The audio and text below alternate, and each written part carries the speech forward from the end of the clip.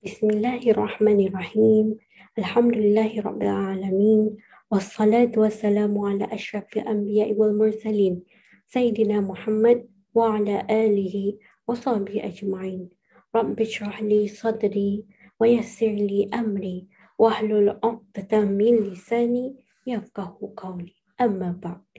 Alhamdulillah, syukur kehadrat Allah Subhanahu wa taala dan atas kurnia dan limpahnya jua bertemu kita ni lagi dalam program Pesan Dai pada bulan Ramadan Al-Mubarak ini. Bulan Al-Quran, bulan penuh keberkatan, bulan pengampunan serta penuh rahmat daripada Allah Subhanahu wa taala. InsyaAllah pada kali ini tajuk yang akan dibawakan atau yang akan disampaikan ialah mengenai dengan keberkatan bangun bersahur. Para pendengar dan penonton sekalian, di dalam bulan Ramadan ini, kita ni selaku umat Islam diwajibkan untuk melaksanakan ataupun mengerjakan ibadah puasa. Ibadah ini termasuk salah satu rukun Islam yang 5. Berpuasa dari segi istilah syarak bermaksud menahan diri daripada makan, minum dan perkara-perkara yang boleh membatalkan puasa bermula dari terbit fajar shadiq sehingga terbenam matahari berserta niat puasa. Bagi seseorang individu yang akan berpuasa ini, terdapat satu amalan yang sunat dianjurkan oleh Nabi kita ni, Nabi Muhammad sallallahu alaihi wasallam. Indah lain, indah bukan, iaitu amalan bersahur. Perkataan bersahur ini seringkali sudah didengar dan lumrah sudah diguna pakai dalam masyarakat kita ni. Secara ringkasnya, ianya perbuatan makan dan minum yang bermula pada akhir malam hari sehingga sebelum terbit fajar shadiq, iaitu waktu subuh. Dengan niat seseorang itu kan berpuasa. Ini kiralah sama ada puasa yang akan dikerjakannya itu merupakan ibadah yang wajib ataupun sunat. Terdapat sebuah hadis yang diriwayatkan dari Anas bin Malik radhiyallahu anhu. Dia berkata, Rasulullah sallallahu alaihi wasallam bersabda, "Tasahharu fa inna fis sahuri barakah." Yang bermaksud, bersahurlah kamu kerana sesungguhnya dalam sahur itu ada keberkatan. Hadis riwayat Imam Al-Bukhari. Galakan Nabi kita ni supaya bersahur itu nampak di sini sangat ditekankan dan sangat kuat. Sehingga kan baginda bersabda lagi dalam riwayat hadis yang lain. Dari Abu Sa'id Al-Khudri radhiyallahu anhu, dia berkata bahawasanya Rasulullah sallallahu alaihi wasallam bersabda, "As-sahuru akluhu barakah, fala tad'uhu walau an yajra'a ahadukum jur'atan min ma'in, fa inna Allah wa malaikatahu yusalluna 'alal mutasahhirin." Maksudnya, bersahur itu satu keberkatan, maka janganlah kamu meninggalkannya walaupun kamu hanya meminum seteguk air, kerana Allah dan para malaikat berselawat ke atas orang-orang yang bersahur. Hadis riwayat Imam Ahmad. Dalam hadis tadi ini menyebutkan bahawa Allah dan para malaikatnya memberi selawat ke atas orang yang bersahur. Ini menunjukkan bersahur itu bukan perkara kecil dan remeh-temeh. Bahkan ia adalah perkara besar dan hebat sehingga Allah dan para malaikat berselawat ke atas mereka.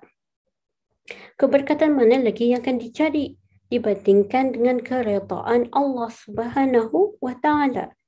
Kalau sudah demikian halnya, perlulah bersahur itu diberi perhatian tinggi.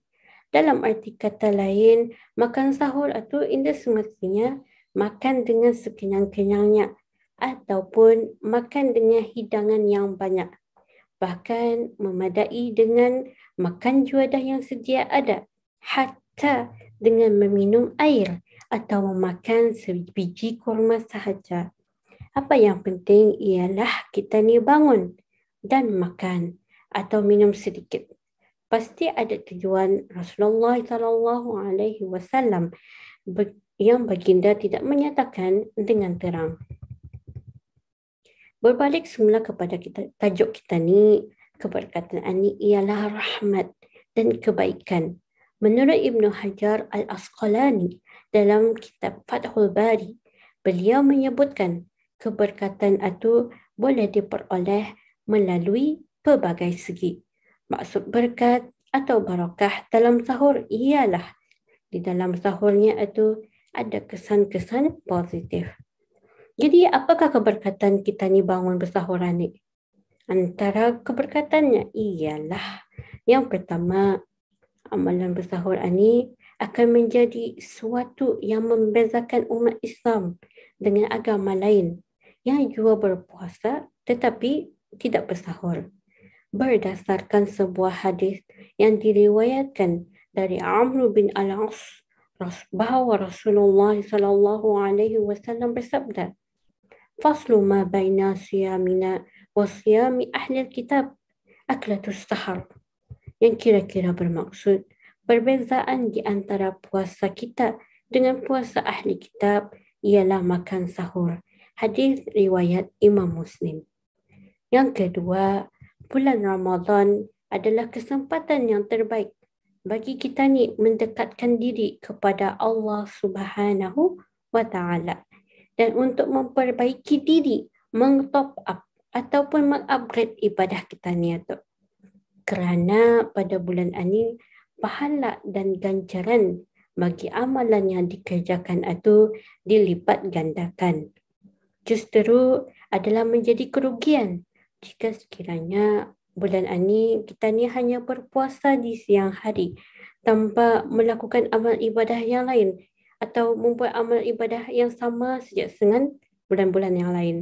Atau bererti kita ni melepaskan peluang untuk memperbaiki diri, mempertingkatkan amalan, melatih dan mendidik diri kita ni untuk melakukan amal ibadah sunat yang lain. Begitu juga waktu bangun bersahur ni termasuk waktu sepertiga malam terakhir. Jadi waktu ini ialah waktu mustajab untuk tani berdoa. Yang mana waktu ini bila kita ni berdoa, kita ni mudah dan cepat kena makbulkan. Jadinya kalau kita ni bangun 10 minit saja awal daripada waktu bersahur, tentunya kita ni dapat memanfaatkan dengan melakukan atau mengerjakan ibadah sunnah. Macam itu juga kalau kita ni bangun panjang waktu itu sebelum bersahur, jadi dapat juga kita ni tambah atau mengupgrade lagi ibadah kita ni tu dengan membaca Al-Quran, dengan membasahi lidah dengan berzikir, beristighfar, menghidupkan malam, qiyamul lail dan sebagainya. Ketiga, makan sahur itu bertujuan untuk membekalkan tenaga kekuatan supaya siang harinya tani merasa lebih cergas, tidak terlalu lama ataupun tidak kurang bertenaga untuk melakukan apa jua kerja kita ni atau apa jua perjuangan kita ni. Kerana kekuatan itu sebenarnya datang daripada Allah Ta'ala. Oleh itu, walaupun dengan hanya meminum seteguk air sebagai asbabnya, kekuatan itu boleh datang dengan izin Allah Ta'ala juga. Biiznillah. Keempatnya, adapun bagi seseorang yang belum memasang niat untuk berpuasa keesokan harinya, sama ada iaitu lupa ataupun rasa was-was ataupun kan memfreshkan niatnya saja-saja, maka dengan bangun bersahur itu mereka berpeluang untuk memasang niat untuk berpuasa, yang mana niat itu merupakan salah satu syarat sah puasa. Dan yang terakhir, yang kelima, bangun waktu sahur ini juga boleh memberi peluang untuk orang menghulurkan sedekah. Contohnya dengan mengongsikan makanan kepada orang yang bersama-sama dengannya makan sahur ataupun memberikan hidangan kepada jiran-jiran atau orang yang lebih memerlukan.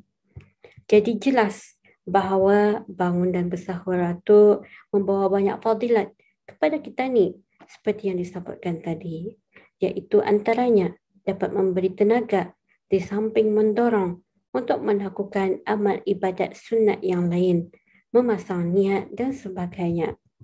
Oleh itu, kepada pendengar yang dirahmati Allah Ta'ala juga, marilah kita ni mengajak keluarga, saudara mara kita ni, kawan-kawan kita ni, bangun bersahur bersama-sama.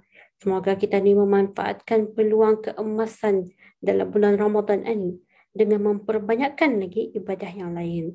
Mudah-mudahan ibadah puasa kita ni dan semua amalan kebaikan yang kita ni kerjakan di sepanjang bulan Ramadan ini diterima dan juga mendapat ganjaran daripada Allah Subhanahu wa Ta'ala. Amin ya rabbal alamin. Wa akhiran fajazakumullahu khairul jaza. Aqulu qawlu hadha wa astaghfirullahi wa lakum wa billahi taufiq wal hidayah. Wassalamu alaikum warahmatullahi wabarakatuh.